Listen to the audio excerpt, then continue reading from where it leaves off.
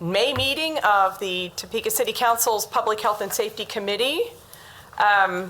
We've got one committee member online, one present, and one missing, so we'll quickly introduce the committee members and get rolling. David Banks, District 4. Brett Kell, Deputy Mayor, District 5. Karen Hiller, Chair, District 1. Thanks everybody for coming. We've got City Manager, Fire Chief, a variety of staff that have made contributions to this agenda, so we will just get going. First thing on the agenda is to approve the minutes from April 16th, where we did some business and focused on social determinants of health. Entertain a motion. Motion. Motion to approve. Second. Second. Any discussion, corrections? If not, all in favor say aye. Aye. Aye. Opposed, same sign. All right, minutes are approved. We are going to focus on changing our culture of property maintenance today. And with that, let me see, make sure. I just want to frame a little bit where we are. I want to give a shout out to Nicole Stovall, who has been working her tail off getting us caught up since she has joined this staff now almost a year ago, right? Mm-hmm. Oh my gosh. But in case people don't know, there were a lot of data sets that we wanted to gather in terms of how things were going. We put them off until 2024 numbers, we finally decided, because COVID just threw all baseline numbers off so badly. She has been working on those as well as our team formats. I think people know that we're in transition with Tyler Technologies and changing almost all of our databases and so on and coordinating them. So Nicole has spent a tremendous amount of time on those as well. We expect to be able to get you the full set, at least to date, of all the data that we'd been asked her to pull and that we thought we needed, as well as the full up and confirmed teams which are interdepartmental for all of the different subject matter that we're addressing under changing our culture of property maintenance. We're expecting to get both of those done within the next 2 weeks and get them out to you all then at least 2 weeks before our June meeting so that you have time to process them, make notes about your questions, and bring those forward next time. So today our focus is on the renter health and safety net, which had been a top priority and has enough moving parts to probably more than fill this meeting. So we will be doing some catch up and so on those.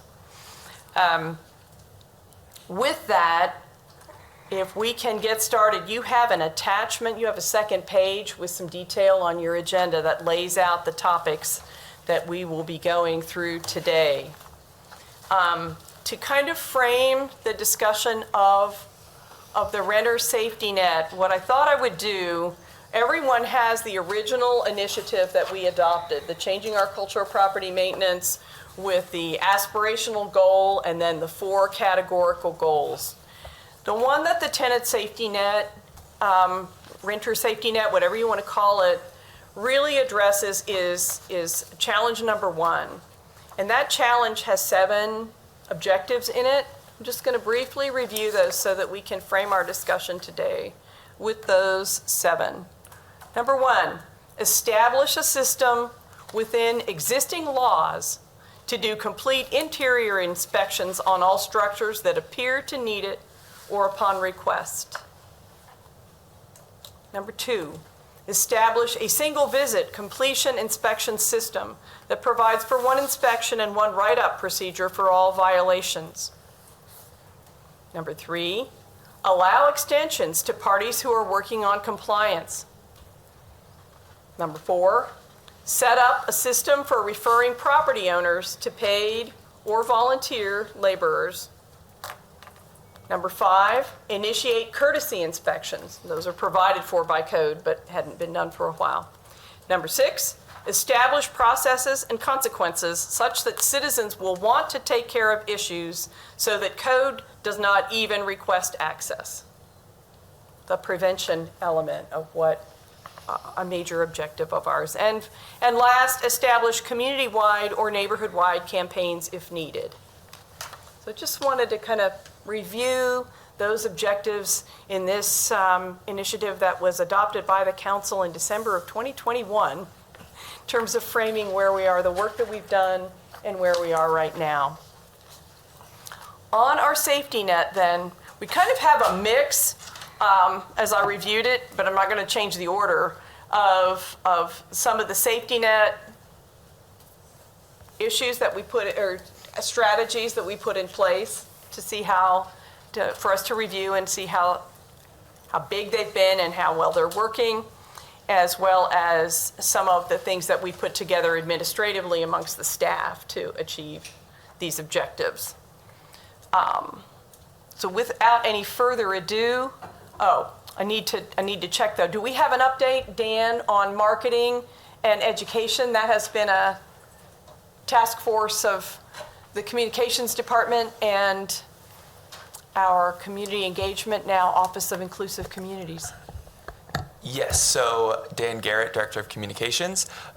Yesterday we announced the Yard of the Month program, so people can start nominating yards. So that went out to media, and we've just been getting some kind of earned media as they've kind of heard about different programs and stuff. So that is a quick little update on that.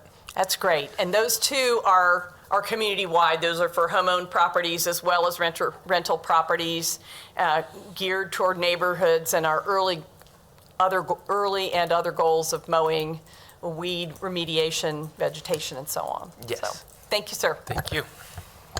All right. With the renter health and safety net, the first item on that agenda is Housing and Credit Counseling, Inc. Nicole, a report on, or is that Carrie? Which? Carrie. I can give an update on Okay. that. So the breakdown for And quick introduction Yes. for viewers. Sorry, I'm Carrie Higgins, Housing Services Division Director, talking about the HCCI report for 2024. It breaks down the calls, 242 calls were regarding landlord issues, so things like maintenance issues, mold, fair housing, bed bugs, unlawful removal, those types of issues. 49 calls regarding late rent, but there was no eviction filed just yet, or other termination issues due to tenant noncompliance. They took 29 calls with clients that have a court date for an eviction due to late rent, and then they took a total of 10 calls that were regarding retaliatory eviction in some way. So I think it's about a little over 420 calls total, and that's the breakdown. There was another list that I saw that they did a substantial number of education programs as well. Do you have that? They did a substantial number. Yes, they did a substantial number of workshops as well. And I can take a look to see once this computer boots up to see what that number is. As I recall, it was an extensive number and a good volume of attendance as well. Yeah, I'll grab that number in just a second. Give me one moment, but you guys Okay. can keep going and then I'll. We have it pulled up at 56 different workshops and education classes in 2024. And that's here in Topeka. Yes. Okay. And some of those were in partnership with other organizations? You want to name just a couple of them? Oh, sorry. Yep, you're good. Yep, let me look. Yes. So in partnership with Impact Avenues, Sunflower Real Estate, oh, those are locations, just kidding, sorry. If the location is considered partnership, they have them at various locations across the city. It does not speak to specific partner organizations that were participating. Okay, I saw that list and I didn't bring it with me, but Mirror Inc. was one, so pre-release for folks who are at risk, and those were, I remember our team that was looking at them was very impressed with the variety. And the Impact Avenues is a program that you run at Housing for families who are at risk. Yes, they teach classes to our impact families twice a month. Okay.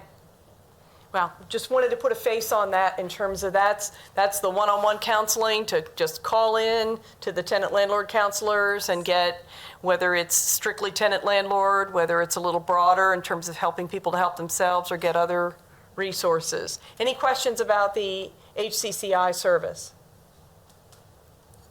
Councilman. I'm wondering, how do we get the information about the workshops to the common citizen? Do they have to seek it, or do we publish it any place? I think it's a mixture of both. They do a lot of social media advertising. They also send out information and flyers to the different social service agencies and ask us to push out. Some of the workshops are geared towards the community as a whole, and then they also do a lot of individual workshops, for instance, with like the impact families, that's geared more towards a specific group or population. Thank you, Carrie. Do you Thank have some Carrie. suggestions, though? Because we're at the 3 to 4 year transition point, and what we want to do is look at what we're getting done, but if we don't think we're reaching everybody, what could we do? So, please. Well, I think, if we would provide the information at the NIAs, I don't know if you do that or not, but, they're always seeking information, and there's always someone at those groups that can use the information. I think that's a great suggestion. I think something that we should clarify is that, Carrie, Nicole, and I can reach out to HCCI and ask them how we can help them partner with marketing their programs, but just the understanding that these are they're non-housing services. It's not the City of Topeka's programs. We partner with them, and on the ones that are with our impact families or our locations, we're helping them push out the message, but just making sure that we're marketing their programs in a way that them and their board agrees with as well. Sure, but I think you could safely say it's mutual benefit to fill those programs up, those that are available to the public. And so, if there are ways that we can partner more. Glad you said something. Thank you. Because that's what we, bringing this from just the staff to the committee is the chance to kind of hold up the mirror and get a reaction to the numbers as well as any suggestions to help grow it. So, thank you. The next one is the Kansas Legal Services contract. We had some conversation about that last night at council. So, Carrie? Yes, I can share some of the updates. They sent out a supplemental report that went out to the governing body, I believe yesterday, that talked a little bit about what their numbers were prior to the contract with the City of Topeka. And I have some of that information here. So the year prior, which would have been May 1st of 2023 to April 30th of 2024, they were able to advise 52 clients. There was one client they were able to provide limited scope representation, and no clients they were able to serve as far as full representation. Then comparing that to the year that they had a contract with the City of Topeka, which would run from roughly May 1st of 2024 through April 30th of 2025, because of having that contract in place, they were able to advise 92 clients. They were able to provide limited scope representation to 17 clients, and they were able to provide full representation to 10 clients. So definitely an increase in how many individuals and families they were able to serve with the contract in place. Questions? Okay. And a comment that I made last night, they had included in their report that they hope to do more actual courtroom representation, and I went ahead across the crowd and said, our goal is to prevent that. So, we know that other legal services, eviction prevention services will just straight up counsel, and so kind of down toward the end of our list, in fact, being able to coach people, whether it's through them or HCCI or some other resources like small claims court and so on. One of our goals in working with Nick for this next year is to do more education to the public to make sure they're aware of the program and hopefully hit some of those individuals before they get to the court system so that it's a little bit more of a safety net. Right. Because that's what the safety net means, is you don't even go there if we can help it. Okay, moving on. One of our outreach pieces was the partnership between the fire department and property maintenance unit.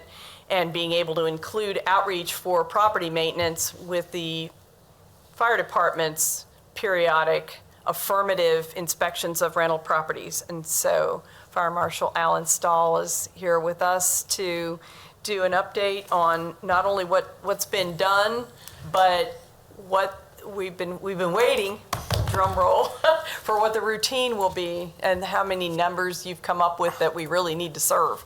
So last year we did 216 buildings with interior exits. That's the ones that we're concentrating for annual inspections. For apartment complexes, fire code's much more stringent in those locations. Additionally, we inspected 189 apartment buildings that have exterior exits. So think about it as exits onto a deck, and then you go downstairs from outside. There is some fire code still available on those, but not near as much, and the risk is lower.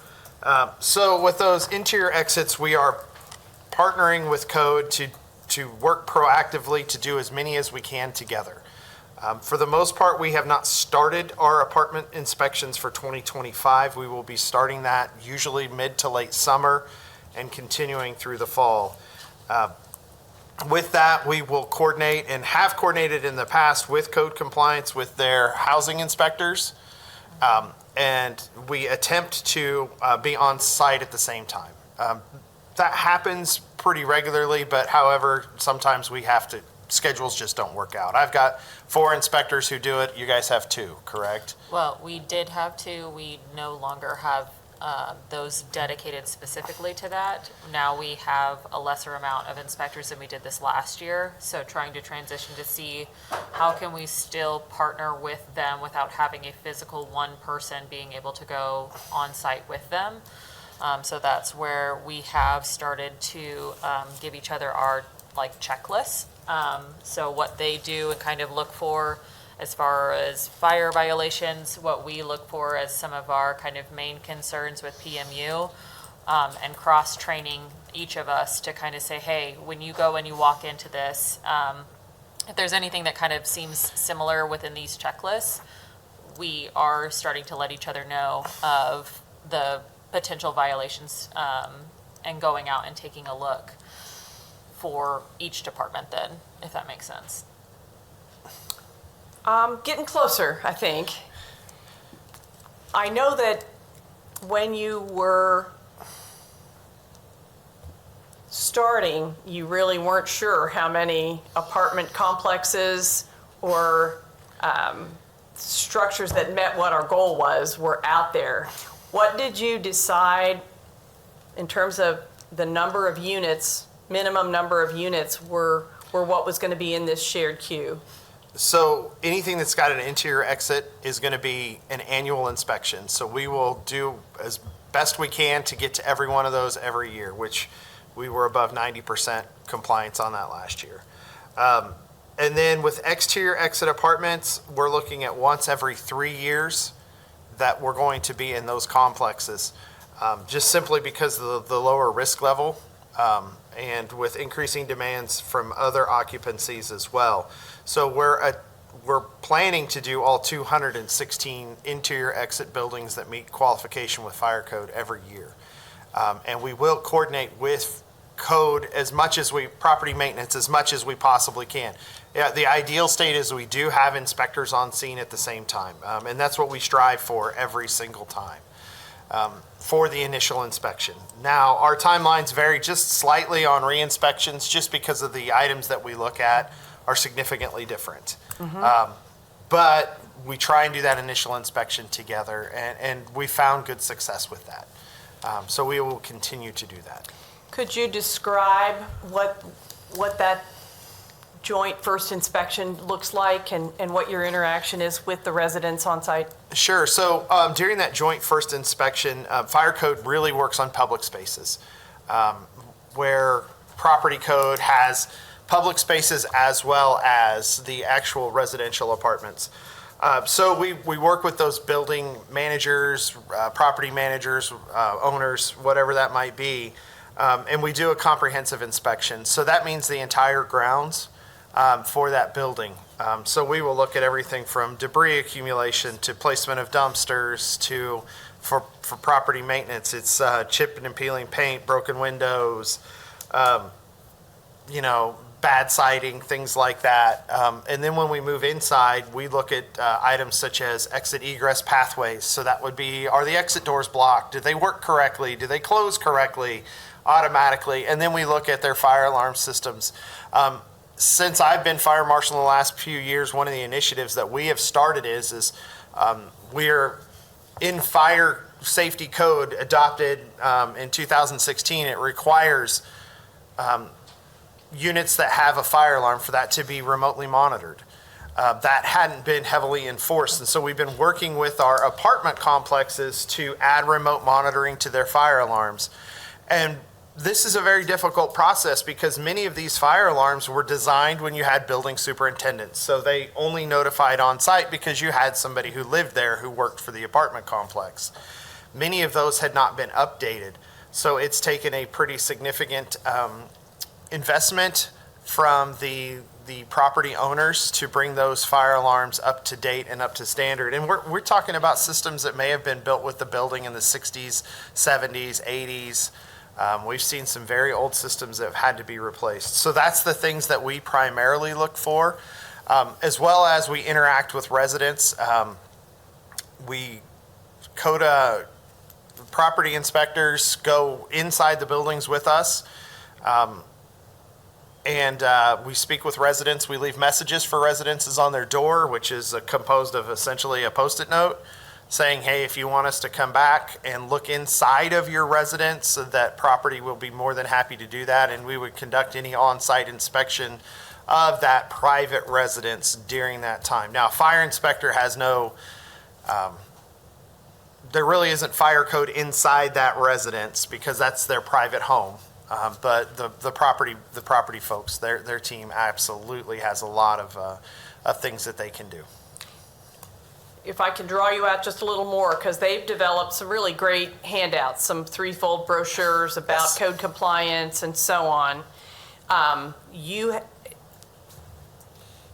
Whether they're along or not, do you all, one way or another, does that visit to the complex arrive with a handful of those? So what we do is we coordinate back.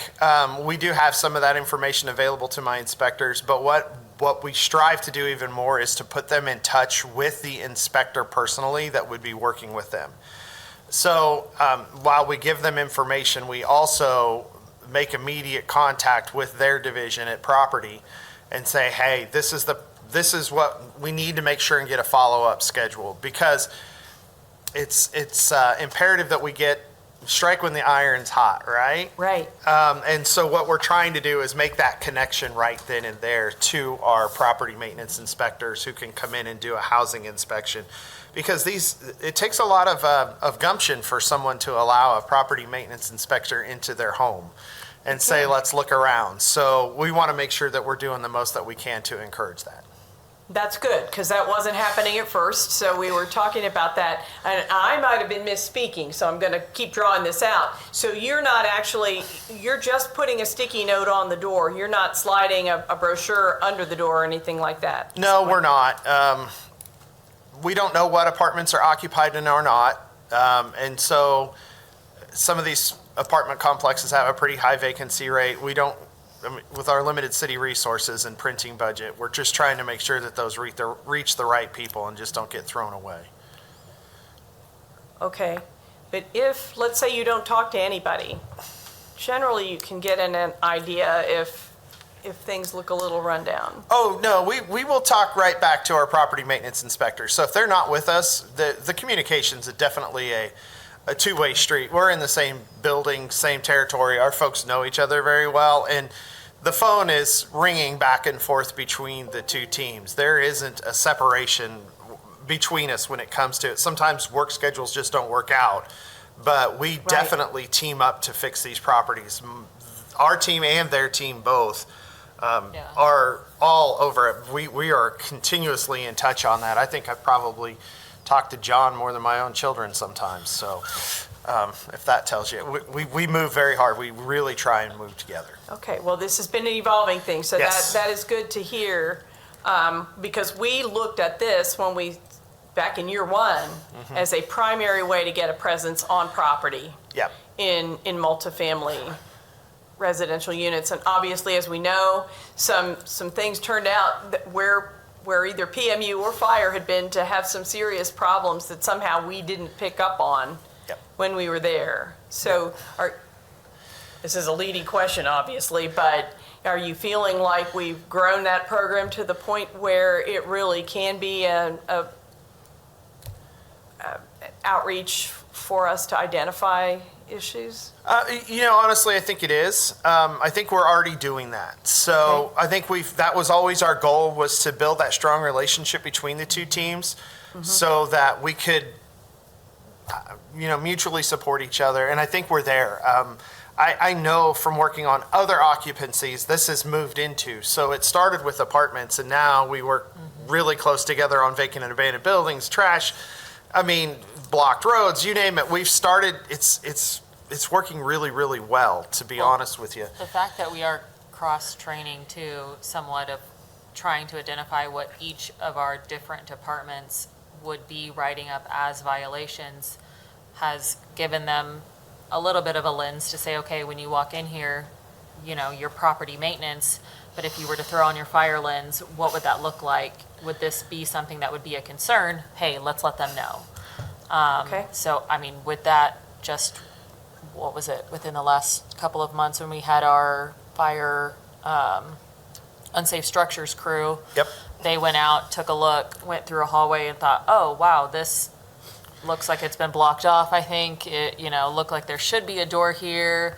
It's not necessarily something that PMU would be worried about, but it is something that fire would probably be worried about. Gave fire a call and they were like, yep, that is something that we would be worried about. So just having that awareness, whereas it doesn't just stop at, this is only my responsibility, that doing our responsibilities as PMU or our responsibilities as fire, but then also knowing that each of our departments leak into each other, and that we can kind of help bring awareness to the different departments And while we're there. I don't know if I'm jumping ahead on this, but with the code adoption for 2024, I've reviewed that code as well at the request of John Chardine.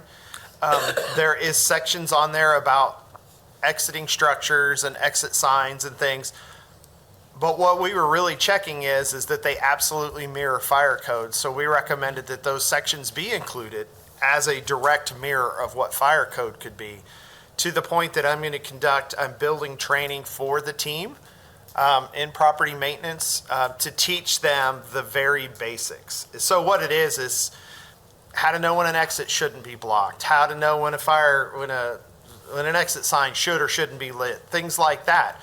That's why the great thing about having complementary codes is, so that we can work together, and what they see, they know will be codified in our side, and we can do more together that way. So we're really expanding the partnership. Question on that, because traditionally, and I go way back with property maintenance and Sure. fire, is that the property maintenance code simply referenced the fire code, so you had to go find the fire code to read about the exits. Is the thought, and by the way, we should have the draft recommendation from staff on the IPMC at our next meeting. So this is covering the renter protection, and then we expect that big one next time. Are you expecting that the language would come across and be printed in both of them, if in a print copy, for instance? Yeah, so we see that a lot in building and fire code now. So that's the thing about ICC. All their codes are directly complementary. So any exiting section is the exact same in property maintenance, fire, and building code. So they're not just complementary, they are identical. So that way there's no room for, we don't want to have one code say one thing, one code say another thing. So we can make sure that we are giving a clear and consistent message to our property owners. Okay. One last question for me, and push you a little bit on it. Do we have there's been a problem in prior years of simply making our way around. You Sure. mentioned that you hadn't started yet this year on any of the preventive inspections or the affirmative inspections. On the other hand, I think I have something somewhere where you'd identified the different kinds of inspections you do and said you were expecting to do these third and fourth quarter each year. It looks like we have the handout. Yeah. Yes, you do. With our live. So, yeah, we're very busy. Just as anyone, we stretch our staff to the absolute efficiency that we possibly can. And we do have some statutory guidelines that we have to follow. So we work very closely with the Kansas State Fire Marshal's office. For instance, we have to have all schools inspected by the end of the first quarter. And those reports to the State Fire Marshal's office. So this falls in with some of those inspections and as we build time. But yes, it can be seen in the increased number of annual inspections that we've been doing year over year that it takes a lot to get through them all. And as long as I have the entire staff there, we did have some staff vacancies last year that no fault of anyone, that just happens sometimes, and that did slow us down a little bit. But we strive to get through as many of them as we possibly can. And do you, at this point, I think I asked this earlier, have a number? Somehow, having a goal helps to get done. So that number of interior exit apartment buildings right now is 216. I got that, but all the other, if we were going to do 100% of the multifamily units, So that is the 100% of the multifamily with interior exits. So if we were going to do the exteriors, that would be another 198 buildings on top of that it's only 198? that we have inspected. Okay, Yes. and those are how many units? Eight plus? 8 4 plus, What? yeah, 8 plus. Okay, so there's 100, so you did 189 of 196 Yeah, last year? yeah, 189 of 196 last year, correct. So if you're going to do those once every 3 years, Yeah, from we're here starting on to out, divide we're them out. talking about doing Yes. 70-some a year? 70-some a year, roughly. Yeah, and we've actually started to work on that. We don't have that number divided out all the way. We're building that fall schedule right now. Assistant Fire Marshal Smith and I have been working on that the last couple of weeks. So. Okay, And thank you. that's all of the ones that you are aware of. Yeah, and unfortunately, that is all of the ones that we're aware of, because the city historically has never tracked apartment buildings. Every once in a while, we stumble across one and went, where'd that come from? I hate to say that, but it's the absolute truth. So, Okay. but very, very rarely, we're pretty much there on what we know of. And you think the ones with the interior exits really needed annually? I absolutely do. So, I mean, if you think about it, that's their way out is controlled by the building. So that's where we have to make sure they have proper lighting, proper exit signs, the doors work, those types of things. So, yeah, that's where our risk is the highest. And they tend to be the older buildings as well. People don't build apartment buildings generally with interior exits anymore. Okay, thank you for that. Committee? Thank you, Chair. I just have a couple of questions, maybe just to help me to understand. What's your definition of cross-training? Just passing information, like this is what we do, this is what we do? Or when I was in fire prevention, we actually went out and exchanged position. So is that the type of cross-training that you do? Right now, I think it's more information driven, but as far as going out and taking a look at what each of our different departments do on a day-to-day basis, these guys work so closely with each other that they're looking at developing what that looks like. So I don't know if you guys are opposed to anything like that. Definitely we're what not. that looks like. And understand that we do a lot of joint inspections together, especially when it comes to vacant or hazardous, or if we have a question. So we are in the field working together weekly. And so those teams, they're definitely beyond a first name basis with each other. They know who to call, when to call, how to call. And we're looking at formalizing some of that training a little bit more, like we talked about with the new IPMC adoption. We're going to do some more direct formal training for the PMU folks. So yeah, and honestly, with the Tyler systems and things that we're getting ready to implement, that becomes easier and easier for us to work together. I'm looking at your fire inspection schedule, and it talks about fireworks. Let's say that you're out doing an inspection and you come across a violation. Then do we have adequate ordinance that we follow, that we can actually follow, that would prevent some incident from happening, let's say in a personal home? Do we have, I know we have ordinance, but do we have the ability to follow a track or maybe confiscate fireworks or? So that gets into a couple of different areas. Yes, we do. So we do that a couple of different ways. So with fireworks, we can't follow the 3 strikes, the 3 inspections, and then it goes to prosecution method. There's just not time. That window is too short for that to happen. So with that licensing process, any fireworks retail stand is not allowed to open until all violations or everything is 100%. If we do spot checks throughout, or if we get a complaint, we follow up. If that location of selling those retail fireworks is not 100%, we'll close them and make them fix it until they are.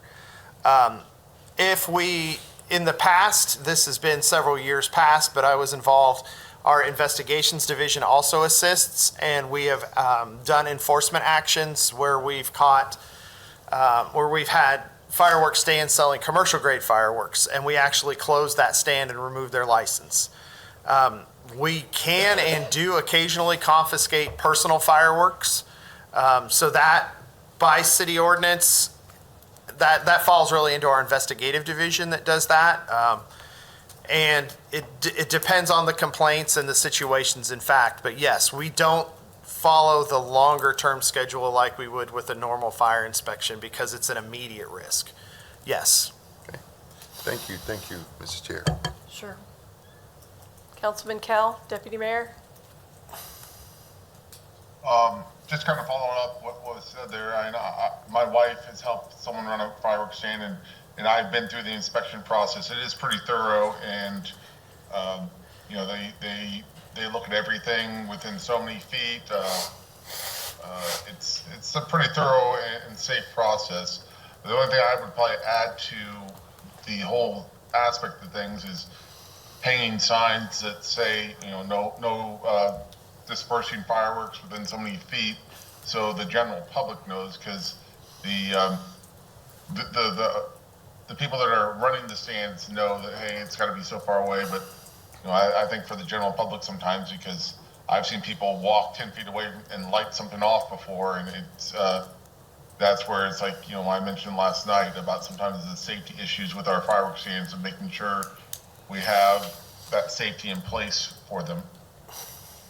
Okay, I'm going to move us on from fireworks because we have a lot to cover on housing right now. So certainly you can follow up further with fireworks, and we'll probably have a little more at a council meeting sometime before the season starts. We usually get a briefing on how that goes.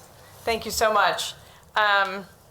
Update from somebody. Monique's not here on the Housing Navigator. I spoke with Monique, and that I think it is going to be called the Community Navigator now. It's being transitioned from housing into Community Navigator, and that right now is sitting at HR waiting to be taken a look and approved through as far as the job description. So it's been in the works. It's transitioned from property maintenance over to community engagement, and it's going through that process of going through HR right now. Okay, and just to refresh on everybody and see if there are any comments, this was originally, part of the original initiative was to have a housing navigator in property maintenance, somebody who could help with the issues that come up. When property maintenance did a lot of educating of the inspectors themselves on how to help the constituents get educated and get confident to turn in complaints and so on, and really worked hard on having a supervisory next step if somebody had a question that they weren't satisfied with the answer from an inspector. John, who's, by the way, having to spend some time with family today, so our lead inspector, decided we didn't need it. Later, we decided we did need it. And so the decision was made to reinstate that position. And since city manager has moved up to the mic, I'll let you finish that sentence if you want. Thank you, Madam Chair. Robert Bettis, City Manager. So the vision is to serve in that housing navigator capacity, but then also the ombudsman role as well. So it is truly going to be a city community navigator position. To your point, if any service folks feel that they're not getting, or even council, if you all feel that you're not getting proper answers out of a department, which should be the first line of information, this position will serve as a support position to ensure that our community is getting what it needs in every department.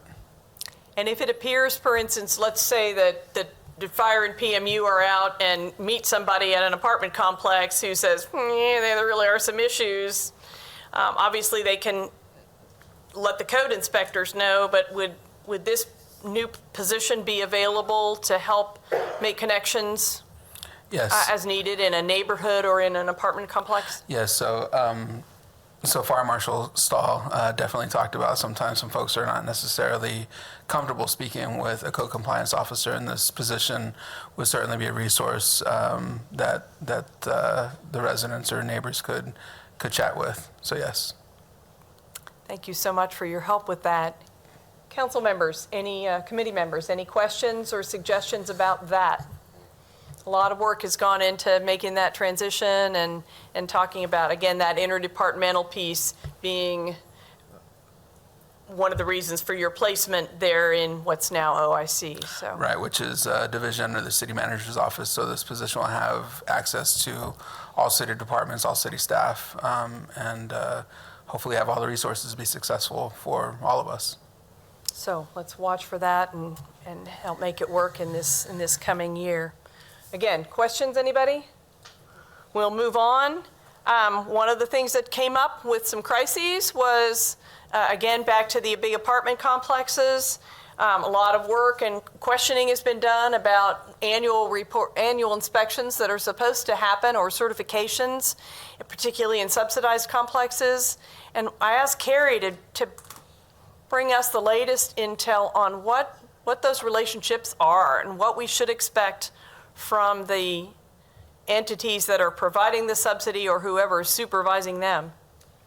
I might jump in here Okay. first, just for a moment. I don't know if I introduced myself, but Rhiannon Friedman, Planning and Development Director. I think just for people that are watching, or if maybe there hasn't been an update since the previous meeting, but it's important to know that at this legislative session, the city worked together to bring forward a bill, House Bill 2099, that was really focused on permitting periodic inspections from the city when there was a code violation either through the city or the county for private residential housing when the property owner was receiving governmental subsidies. That bill did not make it through, unfortunately. It ended up not being rediscussed at the veto session. So I want that context to be in here going forward, that was a step that we took this year to try to achieve that, and not to say that it can't be something that we look at next year when we look at the legislative agenda, and maybe that's something that would be entertained again. But just knowing that, I think that's good context to have, and then I'll let Carrie go through and talk about some of the roles of the City of Topeka, Topeka Housing Authority, and then as it relates to HUD and KHRC, which are a little bit more complicated, right? Because those ones we're a little more hands-off on. It is, and it kind of caught people blindsided when it happened, but understanding who has the ball, who dropped the ball, or what the expectations should be. Can I Question? just add one context too? Sure. On the legislative agenda, bills are alive for 2 legislative sessions, so the bill is quite still dead. alive. It has 1 more year. It has made it through the House. It's made it through the Senate. It's been bill bundled. The Senate president just really doesn't like it, so we're going to spend the next couple months talking to him about issues in his community that are very similar. Other cities, such as Wichita, are very interested in this type of approach for other things. So just some context. It didn't make it through the first year, but that's why you get 2 years in a legislative session to keep track. trying. And this is City Attorney Amanda Stanley, who is also our star lobbyist. Yeah, the issue is what we learned in the process of talking about it internally, as well as taking it to the legislature, was the bottom line is still, if somebody doesn't want to let you in, they don't have to, and you have to get a warrant. And so in a way, it doesn't change anything to add that additional authority. And so we're wanting to prevent, we're wanting to connect and network in advance of something getting into a crisis situation. So all of us understanding a little better what those protocols are supposed to be seemed a good time to review. Yeah, I'll also add before I go through the different agencies, it also protects the tenants because as Alan mentioned, currently we get a lot of calls about landlord situations or people living in just really bad situations where their landlord is not willing to make any fixes.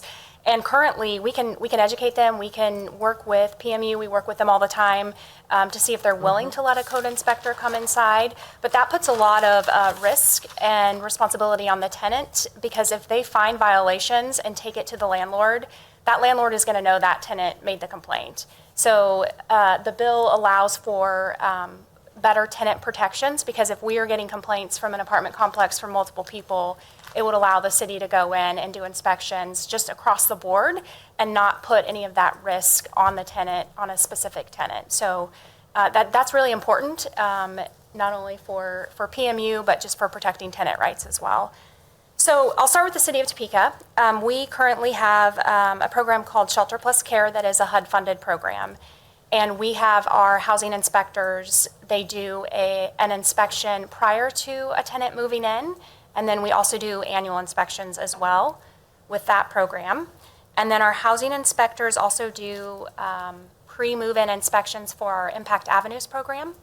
So we're ensuring that everything is safe and up to code before we're moving families into a new home.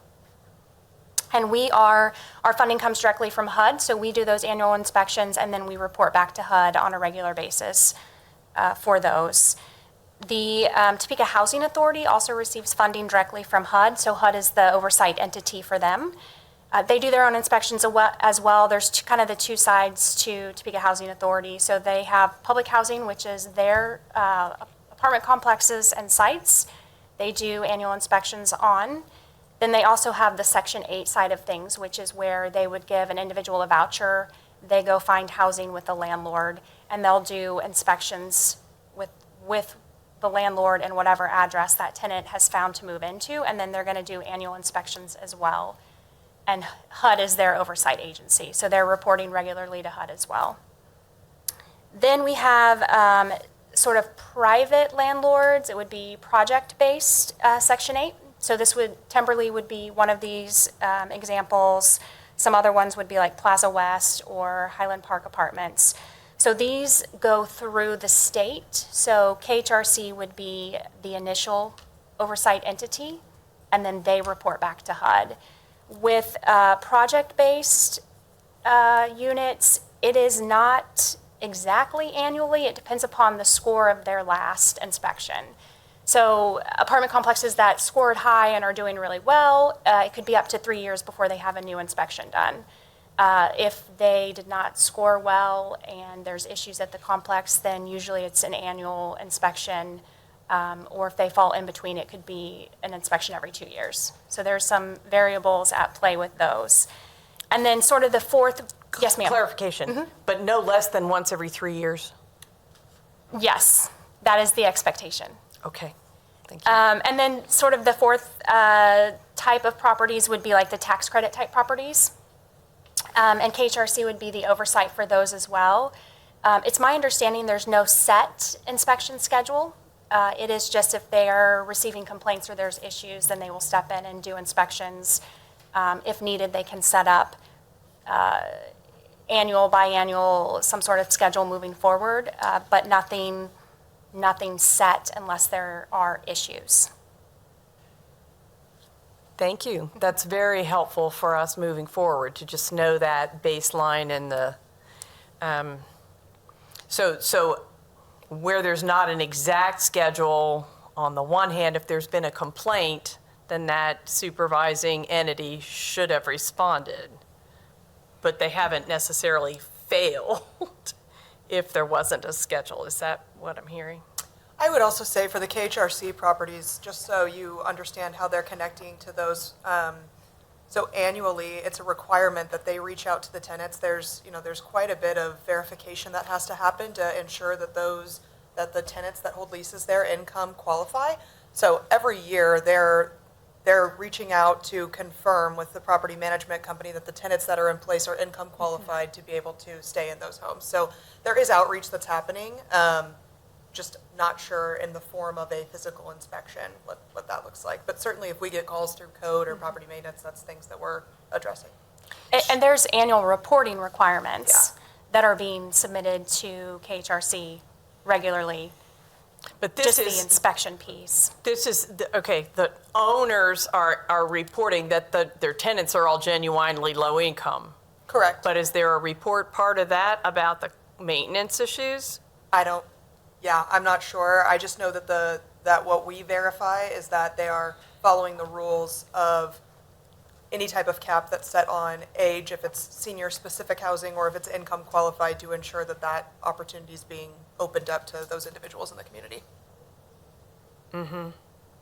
So it's more of I'm not trying to feed it, but more of a complaint-based than where it's project-based, Section 8 or tax credit.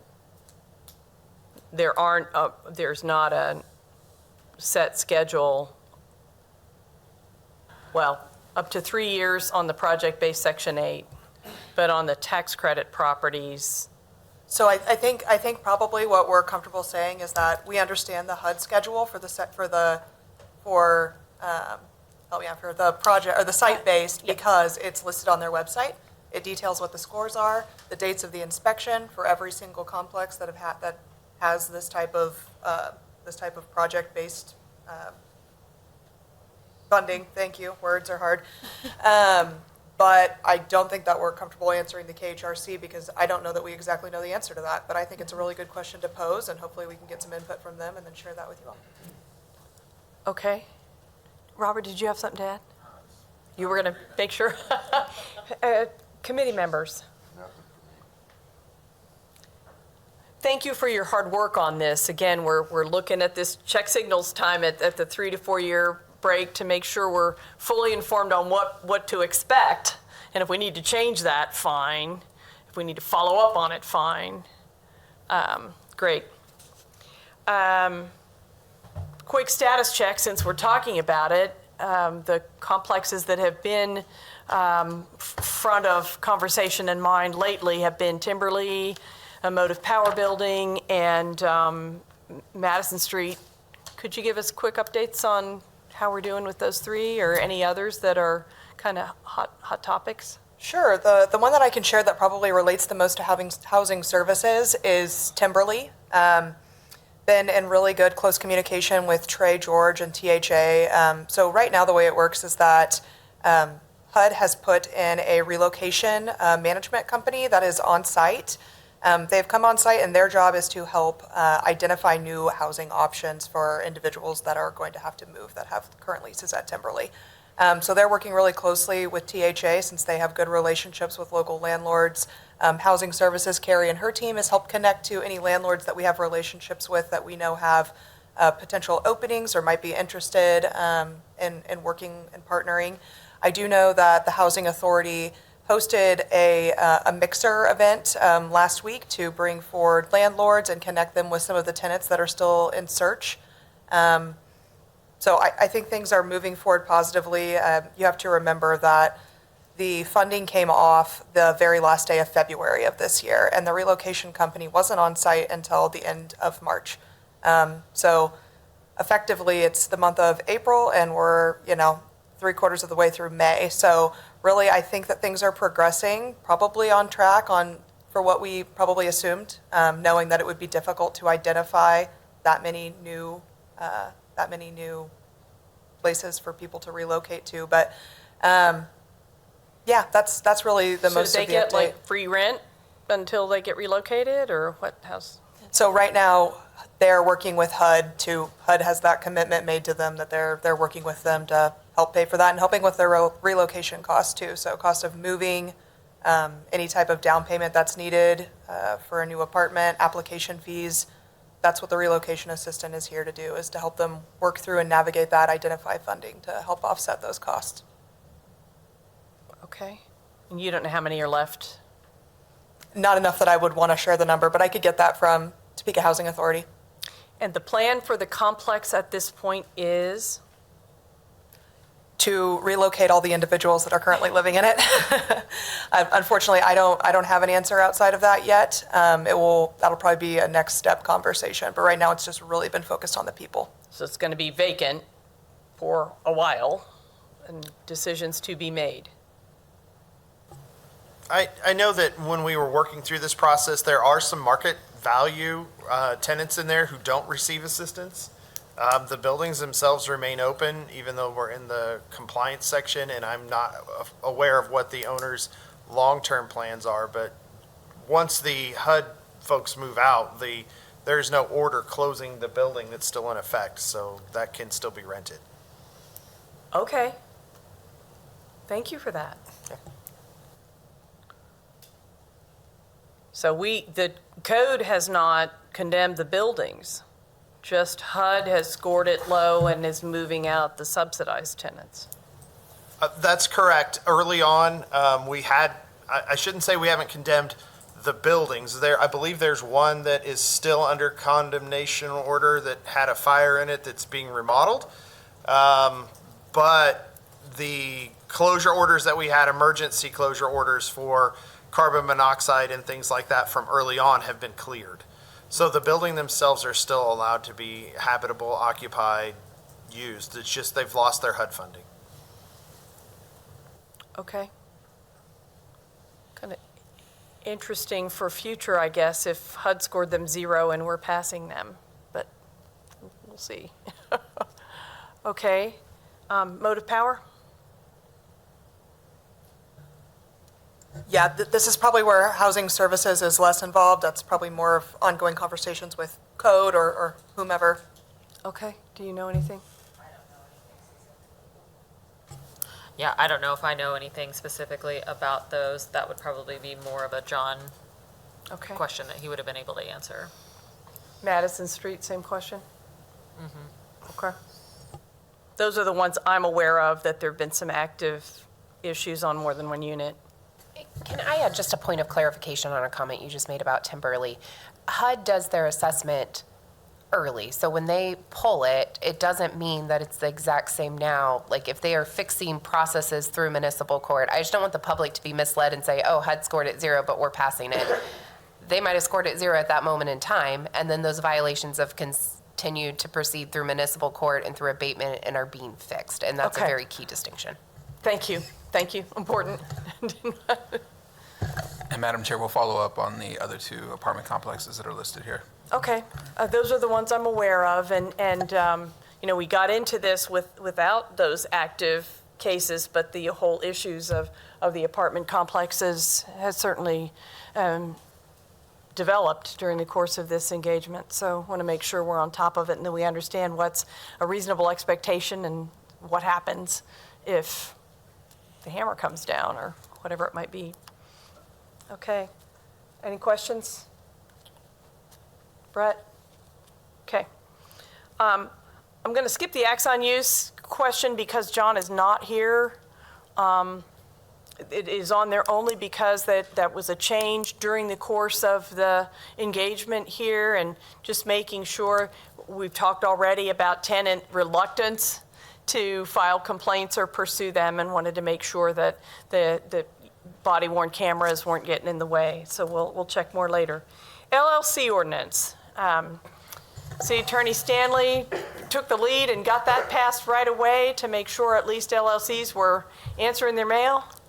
Yes, Take a Councilman, I'm happy to give an update on this. I think it's important at the start to remind everyone where we started. When I came on board, I was challenged by Councilman Lesser at the time, especially to why do these landlords not come to court? Why can we not fix these things? And there was a very real gap in our code that was not City of Topeka specific. You talk to cities across the country, this is a common problem. LLCs or businesses don't always respond to municipal court. And they don't always respond to municipal court because a municipal court's general mechanism when someone ignores a court order or ignores a summons is that you arrest the person. You put out a warrant for their arrest, you arrest them, they show up to court. It is very hard to arrest a business. LLCs are specifically structured as limited liability corporations. Their shareholders don't have individualized responsibility. So there's no one to arrest. And so your power in municipal court was pretty limited. And so what we saw for a decade was that you would charge a business in municipal court. No one would appear on their behalf. Eventually the case would get dismissed for failure to prosecute because the defendant would just never come. And so if they never come, you can't do anything. So we looked at the time about what are other places doing, and we really didn't find anything across the country. So we looked at state law and realized, there is some state law that says you can charge and proceed with a business in their absence if you have certain processes in your ordinance. So in 2022, and then it was ultimately passed in 2023, the governing body adopted a new standard for businesses that says, you get your notice that you have been charged with a misdemeanor. If you don't show up to court, then we issue a show cause order. We give you a chance to come explain why you didn't come to court and defend yourself. If you still don't show up for your notice to appear, to show cause, to explain why you weren't there, then the city can proceed and try you in your absence without any kind of violation of due process because you've been given plenty of due process and opportunities to come. You can then be found guilty in your absence, issued a default judgment, and then the court can assess penalties against you and fines and fees. Those can be sent to collections if you don't ultimately pay those. So that went into effect in 2023. This ordinance has been extremely successful in its goal. Its goal was to get businesses, when they are charged with misdemeanors and charged with code violations in municipal court, to show up. And then ultimately the goal, as the governing body has established all of us, is compliance, get these remedies fixed. Because simply finding someone if you're still not fixing the problem for your tenant is not the ultimate solution.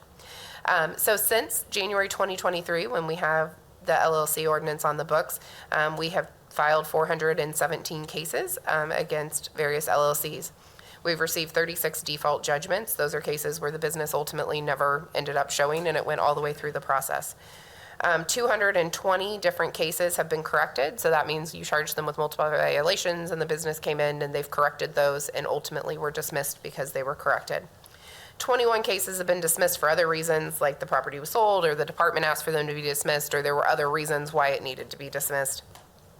We currently have 140 open cases. The chairwoman asked me to look into why do we have 140 open cases. Well, part of that is charging's ongoing. You're always getting new cases that you're charging. Without giving the names of the specific people, we did look into that very specifically. We have 2 cases that are pending from 2023, so those are on the 2-year mark, but those are unique cases. One, the owner had various break-ins. He had to go through the process to evict his illegal squatters. Ultimately, he was able to get the squatters out, but that took time, and now he has fixed the issues and has a painter scheduled, so those should be resolved very shortly. He's down to the last steps of that. It was just a more complicated case because he had to evict people at the same time. We also had one other case from September of 2023 that had 17 different issues. It was a large townhouse complex. 10 of those have been resolved, 7 are still pending. Unfortunately, the owner suffers from dementia. Her son has been diligently coming on board to fix these issues. We try to work with people that have other issues, and so we are working with them. They are currently in the process of selling that to a responsible owner, so it should be resolved soon. 2024, we have a couple cases pending from those. Those are due to remodel work that's been ongoing. It's actively being worked on. They don't have tenants in these kind of places. They're currently vacant houses that are being remodeled. One deals with asphalt repair that couldn't be done before the winter months. So now that the asphalt plants are coming back online, they'll be able to get that fixed. It's scheduled to be completed by the end of this month or so. And then we have another one that is scheduled for voluntary demolition. So those are your main 2024 cases. Then at the end of the year, we had a couple different large LLC cases. Those are currently in process. One had to be rezoned. And so by the time you go through an entire rezoning process to fix the other issues, that's going to just take time. And then the other ones, the owners are actively making the repairs. There were just numerous violations and it took some time. Finally, the remaining cases are all, and sorry, there was one other case that had repairs that couldn't be done in winter months. There's just some things you can't do when it is 0 degrees. And then finally, all the rest of them are ones that have been charged since January. It is May, so 5 months is a very normal time. If you're charging from January to May, we have ongoing charging. Cases get charged every single week, so you're going to constantly have a turnover. So overall, the LLC ordinance is working as intended. Businesses, if they don't show up once, then they get a default judgment. They're real quick to show up all the rest of the times.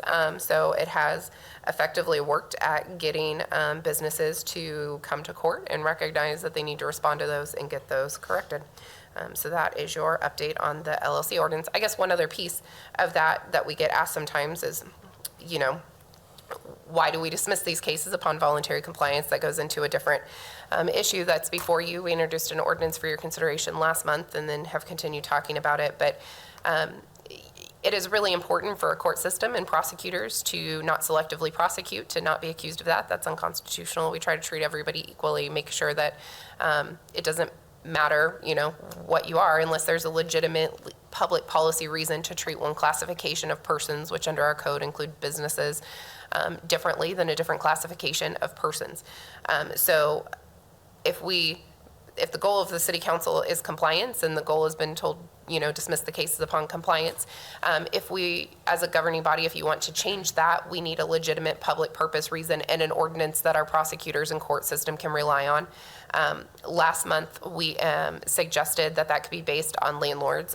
There was an ordinance in your packet for your consideration. Landlords is a very easy to define reason that you could treat one classification differently. In those cases, if that were to go into effect, we would no longer simply dismiss because they've corrected it. You could continue to prosecute regardless of if it had been corrected. Council or the chairwoman had asked me to look at a couple other options. There are other ways that you could divide that out. You could do it based off how many times somebody has been ultimately sent to municipal court. You could also do it if the property is an income-based property. I've written drafts up for various ones. Talking to the prosecutors, our strong preference would be something like landlord or something like income producing, because that is a much easier classification. You're going to wrap in a lot of citizens that end up getting to municipal court because they can't afford to pay or they can't, or other reasons, if you do it strictly based off the number of times that they've come. But part of the reason you don't see very many habitual violators is because if we're dismissing because they fixed the violation, they don't have misdemeanor that then you start stacking. So we're happy to continue to research as the committee wants to look at things. We do think both that there can be legitimate ways through an ordinance to create distinctions so that we can continue to prosecute even upon completion if you have repeat offenders. One other issue with one of the suggestions of, you know, what if you, as the person, has had it dismissed so many times? You'll probably miss most LLCs and landlords if you use it in that distinction, because most companies have multiple LLCs and they have one apartment complex and one LLC and another apartment complex and a different LLC. And you can't tie that to a particular shareholder through the law, the way LLCs are set up, versus if the distinction is landlord, it doesn't matter which of their LLCs it is. It allows you to have an easy distinction. Same with like income-based property, but we are happy to continue to research that. I just wanted to clarify that that's not the point of the LLC ordinance to continue to prosecute. That would need to be a separate ordinance as you continue to look forward on how you want to do that. Thank you for that. I think the clarification to your explanation at first is that LLC ordinance took care of the court level, which is, you know, our last level, if you will. And so, again, looking at part of the challenge, and Amanda and I have been back and forth to some extent, is if we want to keep them from even going to court, how do we build, again, back to those original goals, some disincentive, or, is there a way at the administrative level where we're talking about a civil penalty, not a criminal charge or penalty to, if we have to have frequent returns, I know the staff has been kind of interested in, if we have to keep coming back, can we double the administrative fee, which is civil? Or, particularly, and we've been talking about this lately, so I even had something this morning, but, if it's a hardship, then it's okay, but still, working with staff in terms of our standard operating procedures of how much time you give somebody in an extension so that it's reasonable enough they're not constantly having to get re-inspections and fail. That kind of thing is a push-pull, but it puts it back to the staff level. Years ago, the staff handled all those things. Our problem was nobody went to court. But now it's almost all pushing away from the staff level. So are there some ways to work on that? And also in our next item here, I think almost two later, is, the issue of maybe separating what are life safety complaints versus getting repainted. Yeah, Council, you had sent me some questions, and I guess just if you don't mind, if I can follow up a bit. Go ahead. John's not here today, Yeah. and so they do open thousands more cases than ever get to municipal court. Absolutely. So there are thousands of cases that are being handled. The system Absolutely. you describe is how our ordinances are written. They're written where municipal court is supposed to be the court of last resort, and it is written where repeat offenses can get charged higher fines. The fines are pretty minimal in code. It's like $100 and $200. Those can be assessed and abated and put on property tax rolls or sent to collections. So the codes are written the way that you would like them to be. I think the issue is going to be an administrative side of how we actually do it. Yeah, and so, I brought that up simply because of exactly that point. If there's some ways we can all get, as council members especially, all caught up in the policy part of it, or as an attorney with the court part of it, but if what we're trying to do, and this is where the committee comes in really, and public input as well, is, okay, wait a minute, what about the people part of it? What about the common sense part of it? How do we set this up so that, again, ultimately people don't even get an inspection, they just want to get it fixed so we don't show up at all. And move it quickly. Thank you so much for your work on that. Any questions at this point on LLCs?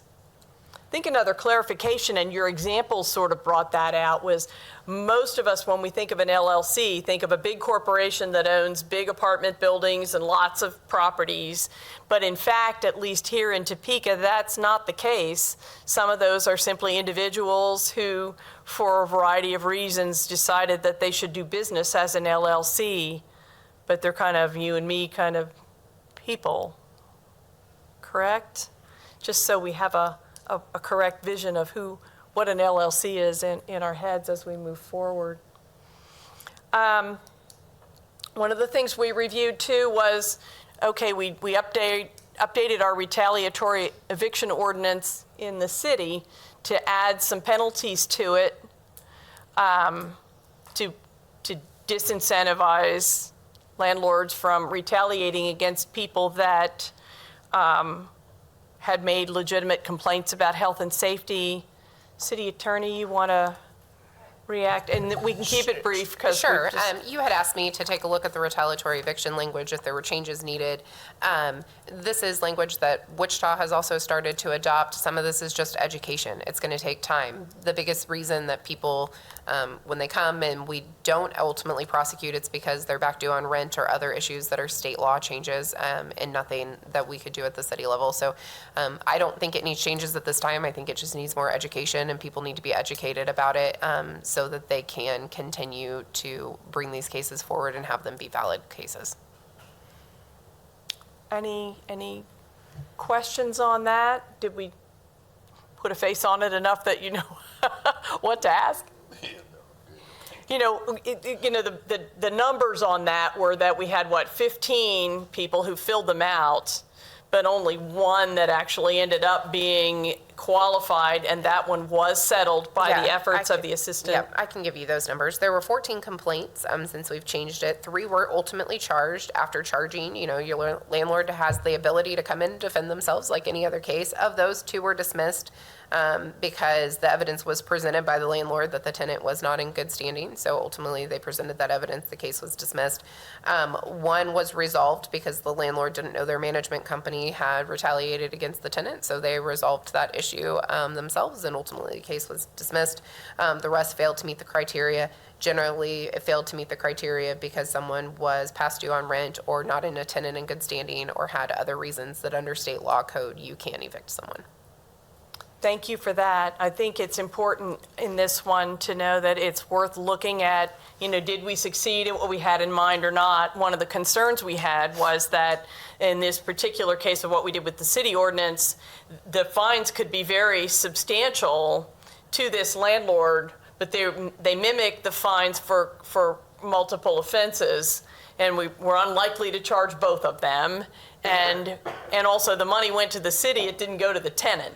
And so did we have, if someone were convicted. So making sure that we also included strategies to help the tenants get their money back if they had to move, or the statutory provisions that are in the state law that say you can, if there's a diminution in rental value is the term, if you're only getting to use half of your unit, you should be able to get half of your rent back, some things like that. And we really haven't been addressing those too much yet. We'll touch on them if we can get to the end of the agenda here, but just to realize what we had, the fact that something like that is not used much isn't necessarily a bad thing. As city attorney said, just more education that it's there, so it brings the subject up. And again, our goal, it doesn't happen in the first place. That's okay. And the exercise of even going through that. We did learn in terms of the counseling that unfortunately with the advent of computers and so on, both HCCI and Kansas Legal Services and the city's first suggestion was, why don't you get online and fill out this whole complaint in writing for us, and then we'll get back to you in a few days. And for many at-risk tenants, that was way too big of a barrier for them to accomplish even filing something. And with all 3 of those resources, we resolved that. Just so you know, so that people didn't have that barrier of the having to fill out the form or the wait to at least get a contact made. Life safety categorizations. We talked a little bit as we were talking about these prosecutions of separating life safety complaints from others in the ordinance, and it turned out that in January, staff had done some of that anyway. Nicole, you've got a handout that people got, right? Yeah, I have a PMU life and safety violation prioritization.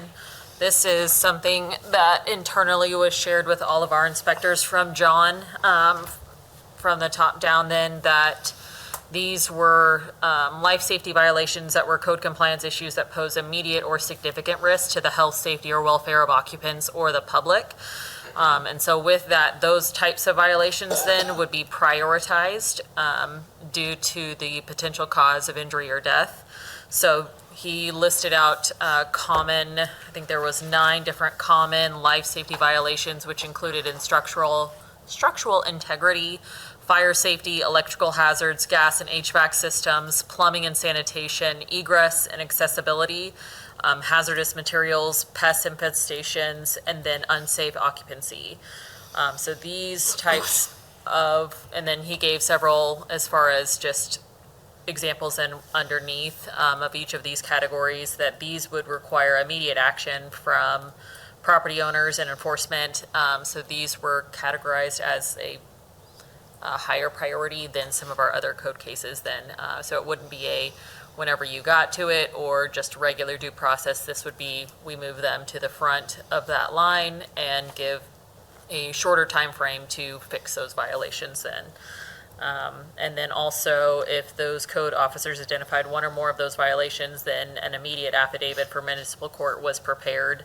So they were starting to intend on prosecuting all life and safety violations, whether or not the abatement takes place before those deadlines indicated on the notice. And a couple questions there. Is there a default SOP that assigns certain timeframes to these different kinds of things? And how many of, is this been activated in terms of those immediate affidavits? I think that's, well, I think there's, to be clear, there's two different aspects. One is these that are an administrative process, and then certain ones that are higher enough level, they come also to municipal court and they're handled simultaneously. So I just think it's good to make sure that they're two separate ones. Yes, there is a standard SOP that when they call us, like especially fire, for instance, if you call us about a life safety issue, prosecution is immediately filing that within the same day generally, and they're getting it on the next available court docket, still respecting that we have a constitutional issue, and I believe it's 14 days that Kansas case law says that you have to give someone to, once they're filed in municipal court, notice that it's been filed and an opportunity to respond. You can't go shorter constitutionally than the Supreme Court allows us to do, so you do still have to notify them that they've been charged with a criminal misdemeanor and give them time to respond. But on the administrative side, they can run simultaneously, so you can do that portion of it while you're also proceeding with a prosecution. Yeah, you don't have to wait until that, That time that is time up. frame is up. This would be we're starting that process and we're already filing that through then.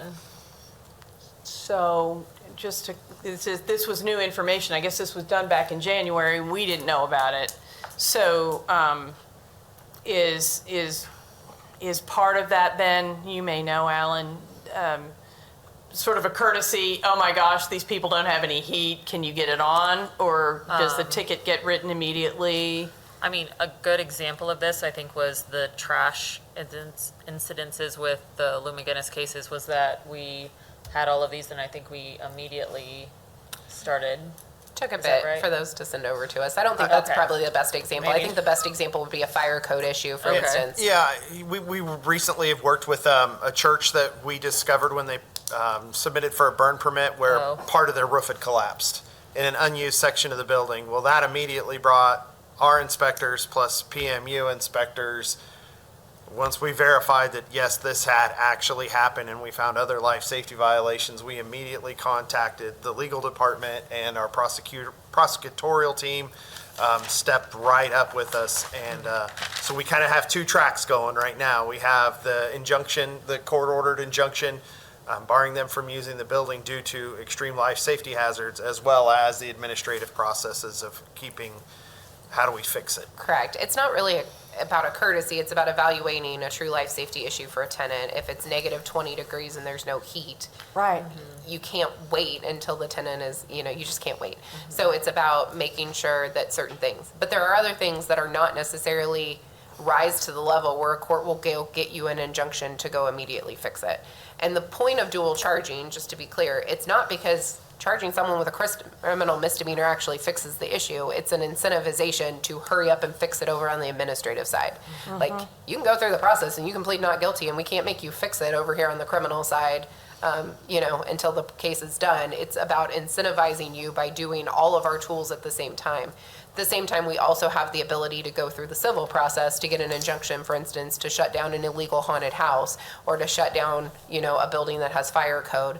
So you've got multiple processes that when you have these extreme cases that, we have to look through, and we have to say, is this a good one for a civil injunction? Is it because it's a fireworks stand that we need to immediately shut down because they're ignoring them? Is it something that, yes, it seems extreme, but it can wait the due process required time? It's not going to rise the level of getting an injunction. Or is it something that really needs to immediately be taken care of because it's a apartment complex and it's a fire immediate safety hazard or something? So all of those are analyzed on a case-by-case basis. And I think it's just really important to remember that there are multiple avenues, and those don't all wind together. Administrative is separate, criminal is separate, civil actions for injunction relief and other issues are another separate avenue. So they mix together sometimes when people talk about them. Appreciate that. I think the reason I wonder, and we don't have time to deal with this more today, but having this introduced today when we get back to looking at the recommendations for the updated IPMC, you know, if those are going to be sliced and diced as to what's life safety and what's not, the line across the bottom of this says, if a code officer identifies one or more of these, an immediate affidavit is prepared. So it makes it sound like, and this is pretty broad brush, even, you know, you've got 9 categories with a variety of things in there. That's pretty serious if in fact it's not automatically, but is considered. That's different. Well, an affidavit being sent to municipal court does not mean it automatically gets charged. We still have prosecutorial discretion, ethical obligations to review that and review whether or not it meets the standard for criminal charging. So an affidavit being sent is no different than when a police officer sends something to the district attorney, for instance. You still have to review the affidavit Okay. and see whether or not we want to submit it for criminal charging. So you all decide. That's Yes. just an alert But it's just letting to them know, you, letting them be basically. aware Yes. in that whole process, Got making it. sure everyone's on the And same maybe there's page. things missing in the affidavit. That happens too. Sometimes we're gonna call back and Kelly's gonna say, hey, fire marshal, can you get me this, this, and this? Can we do this? And how long have they known, or how long You is know, it? yes. Absolutely. Okay. So- Questions on that? Again, we'll pick up on this as we proceed to look and see what's going to be in policy that we adopt with the updated IPMC and what will be administrative, and do the best that we can to understand those different options for taking things forward. Fines and fees update. We're getting close to 11. Can people stay a little after if we need to, or do we need to stop at 11? Councilman? I'm gonna have to stop at 11. Okay. So I don't want, okay. Fines and fees updates. Judge Thadani let me know that the LLC ordinance to date has brought in $157,349 in fines and fees, which is significant since before none of these businesses were coming to court. So that is a significant increasement. We've talked a little bit about why do we not see repeat offender fees at municipal court. That's because you have to be actually charged to be a repeat offender, so, or not charged, convicted. You have to be convicted. And so if the goal is compliance until we have some kind of other ordinance that creates distinctions, you're not going to see that habitual violator. And then finally, I will turn over to code for the administrative side of things, but there are abilities if you have mutual or multiple administrative I'm trying to blank on what they're called. Notice of abatements are, they have a word for them when it's the administrative side of things, but if you have multiple ones of those, multiple No, violations, notices. yes, thank you. I'm like, I Notices. don't know words. If You're I say good. enough of them, somebody will It's say too something. easy. But notices of violations, if you do have multiple of those, you can increase the fines and fees on the administrative side. Those are limited in code to $200, so it's not an escalating on the administrative side. But we could look at that. You could look at that, yes. As a alternative. Yes. Good. Questions, comments on that? A little new avenue that maybe is welcome. Yay. Escrow opportunities, just a little nugget. Yeah, Councilwoman Hiller asked me to look at what escrow opportunities there were because that is the common reason that people cannot get a retaliatory eviction is because they're behind on rent. There are multiple types of escrow that people think about. I think the average tenant thinks about, well, they haven't fixed my AC. I'm not going to pay my rent. I'm going to put it over here in escrow until they fix my AC. That is not in Kansas law, so that is not allowed, and then you're still able to be evicted.